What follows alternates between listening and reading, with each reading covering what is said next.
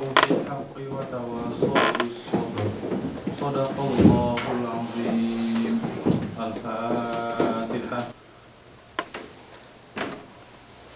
Saygıdeğer katılımcılar, değerli misafirler. Hepinize en içten duygularımla selamlıyor. Büyük Diriliş Derneği adına D8 çalıştayımıza hoş geldiniz diyorum. Bugün burada 1997 yılında temelleri atılan Türkiye, Bangladeş, Endonezya, İran, Malezya, Mısır, Nijerya, Pakistan ve Azerbaycan gibi önemli ülkeleri bir araya getiren gelişen 9 ülke teşkilatının ortak hedefleri doğrultusunda kalkınma, işbirliği ve sürdürülebilir gelecek vizyonu üzerine fikir alışverişinde bulunmak üzere toplanmış bulunmaktayız. Yeşil dönüşümden dijitalleşmeye kadar pek çok alanda D8 ülkeleri arasında potansiyel işbirliklerini tartışma fırsatımız olacak. Büyük Diriliş Derneği Dış İlişkiler Başkanı Furkan Ataseven'i kürsüye davet ediyorum.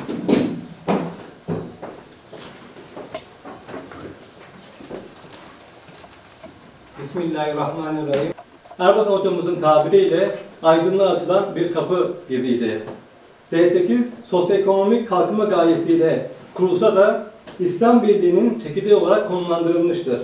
Konjonktürün yavaş yavaş oluşmaya başladığını müşahede ediyoruz.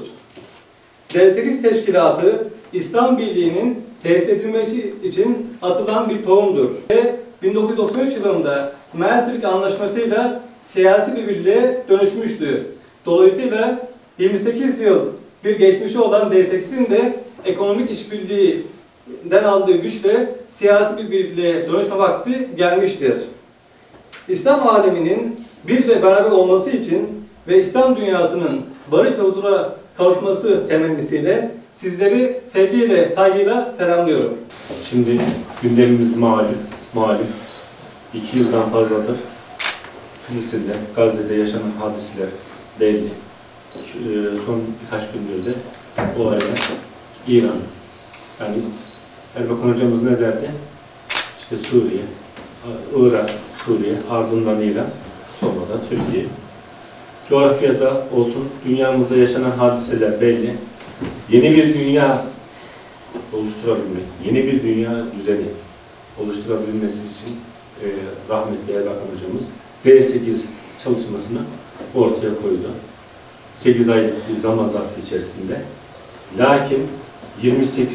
yılını doldurduğu teşkilatımız, kurulan teşkilat istenen ölçülerde ilerleme teşkil edemedi. D8 Çalıştayı Sonuç Bildirgesi.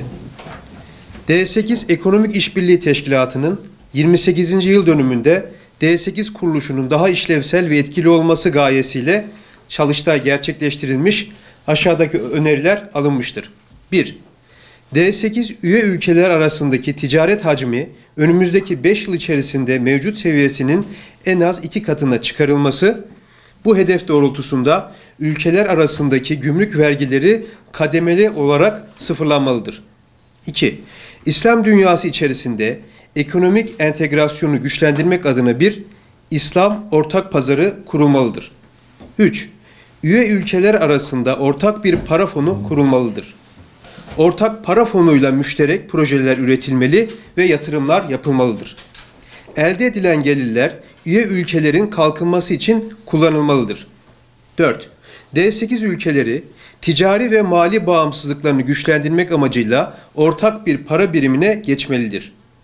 İslam dinarı adıyla sembolik bir para birimi olan birimi İslam Kalkınma Bankası tarafından teorik olarak kullanılmakta olup bunun tüm İslam ülkelerinde kullanılması için çaba harcanmalıdır. 5. D8 ülkeleri İslam ekonomisinin temel prensiplerinden biri olan faizsiz finans sisteminin güçlendirilmesini ve yaygınlaştırılmasını hedeflemektedir. Bu kapsamda katılım bankacılığı, ortaklık temelli finansman modelleri, vakıf sistemleri ve zekat odaklı sosyal adalet mekanizmaları, katılım kitle altyapılarını uyumlu hale getirerek ortak standartlar geliştirilmeli ve bu alanda işbirliği platformları oluşturulmalıdır.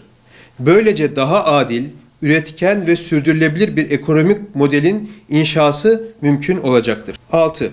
D8 ülkelerinde ortak bir eğitim modeli inşa edilmeli ve tüm eğitim kademelerinde ortak müfredat geliştirilmelidir.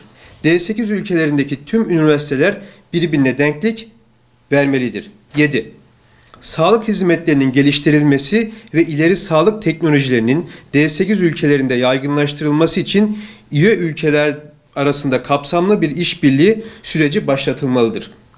Tıp, diş hekimliği ve diğer sağlık meslekleri için eğitim imkanları arttırılmalı, üye ülkeler arası öğrenci değişimleri kolaylaştırılmalıdır.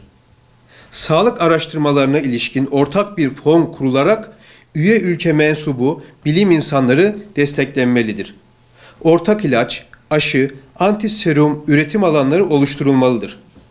Üye ülkeler arasında sağlığın teşviki ve geliştirilmesine yönelik ortak politikalar ortaya konulmalı, eylem planları oluşturulmalıdır.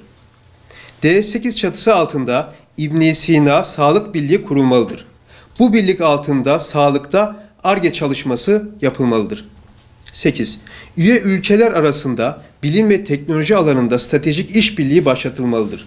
Yapay zeka, uzay teknolojileri, enerji, tarım teknolojileri ve savunma sanayi gibi kritik alanlarda ortak araştırma merkezleri kurulmalı. Bilgi ve uzman değişimi sistematik hale getirilmelidir. Bu vesileyle İslam dünyasının bilimsel ve teknolojik bağımsızlığı güçlendirilmelidir. 9. İslam dünyasının doğru ve etkili şekilde temsil edilmesi, küresel dezenformasyonla mücadele edilmesi amacıyla üye ülkelerin ortak katkısıyla bir D8 medya ağı kurulmalıdır. Bu ağ, televizyon haber ajansı, dijital platformlar ve sosyal medya kanallarını kapsayacak şekilde tasarlanmalı ve İslam dünyasının sesi dünya kamuoyuna güçlü bir şekilde duyurulmalıdır. 10. D8 teşkilatı, Afganistan, Cezayir, Fas, Irak, Filistin, Katar, Kazakistan, Senegal, Somali, Suriye ve Özbekistan'ın katılımıyla geliştirilerek D20 yapısına dönüşmeli ve yeni yapının adı Dünya İslam Birliği olarak değiştirilmelidir. Dünya İslam Birliği uhdesinde, İslam dünyasında barış ve huzurun tesisi, zulümlerin son bulması amacıyla üye ülkelerin ortak katkısıyla bir İslam barış gücü kurulmalıdır. Teşekkürler. Evet, teşekkür ederiz.